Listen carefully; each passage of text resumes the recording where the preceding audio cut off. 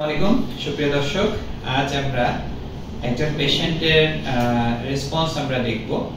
তিনি হচ্ছেন খাদ্যনালীর ক্যান্সারে আক্রান্ত জনাব জাকির হোসেন ভাই। তো তিনি খাদ্যনালীর ক্যান্সারে আক্রান্ত হওয়ার পরে তিনি দীর্ঘদিন ধরে শয্যাশায়ী ছিলেন এবং অন্যান্য রোগেও তিনি জরাগ্রস্ত ছিলেন। যেমন তার স্ট্রোক করার কারণে তার কথাটা আগে থেকেই তোতলানো ছিল। তো তারপরে আমরা ওনাকে খাদ্যনালীর ক্যান্সারের চিকিৎসা করি এবং চিকিৎসার মাধ্যমে আমাদের জাকির ভাই ধীরে ধীরে সুস্থ হয়ে ওঠেন। তো আমরা জাকির ভাইয়ের মুখেই আমরা শুনবো যে তিনি আগে কেমন ছিলেন, এখন কেমন আছেন। তো জাকির ভাই, ইনশাআল্লাহ আগের থেকে অনেক ভালো আছি। 80% আমার ভালো হয়ে গেছে ইনশাআল্লাহ। একটা বিশ্বাস হবে যেমন শারীরিক যে অবস্থা ছিল, 24 ঘন্টা বেহুশ অবস্থায় ছিলাম, 24 ঘন্টা হুঁশ আসছিল, এত অবস্থা খারাপ আসলো, এখন যথেষ্ট ভালো।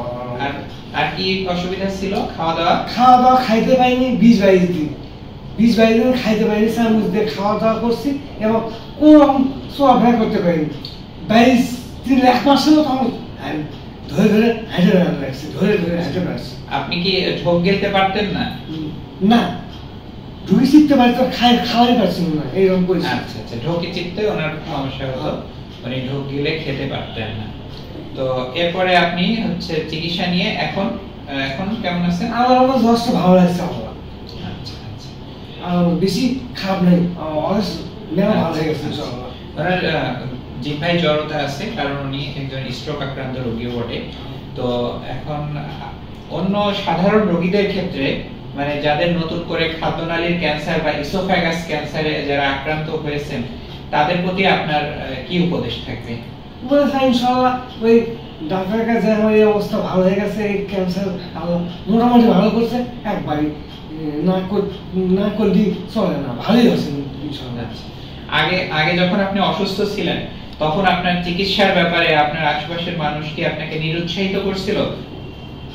নিরুৎসাহিত মানে একবারে বহু লোক আমার বিয়ে করে পারেনি, যে বহু লোক কষে এই 2 দিন বাঁচবি কি 1 দিন বাঁচবি 3 দিন, কেউ কষে কালকে মরা যাবি, এরকম কষে মানুষ কয়ে চলে গেছে, কান্দি কেটে গেছে, কান্দিয়েছে আমার কাছে বসে থেকে বহু লোক।